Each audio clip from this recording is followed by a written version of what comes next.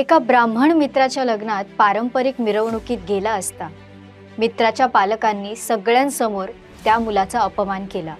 कथित शूद्र जातीचा असल्याने त्याला समारंभातून हाकलून काढण्यात आलं। या घटनेचा त्याच्या मनावर खोलवर परिणाम झाला आणि जाती व्यवस्थेवरून केल्या जाणाऱ्या या अन्यायाबद्दल त्याच्या मनात ठिणगी पेटली।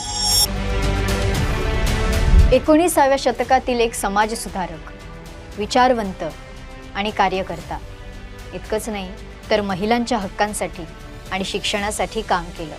आम्ही बोलत आहोत ज्योतिराव गोविंदराव फुले यांच्याबद्दल। त्यांनी केलेलं समाज कल्याण आणि लोकहितासाठी केलेल्या कार्याचा आत्ताच्या समाजव्यवस्थेवर काय परिणाम होतोय, शिक्षण व्यवस्था, आर्थिक परिस्थिती, दलित समाज आणि मागासलेला वर्ग यांना खरंच हवा तसा लाभ मिळतोय, सगळं पाहायचंय। व्हिडिओ शेवटपर्यंत पहा।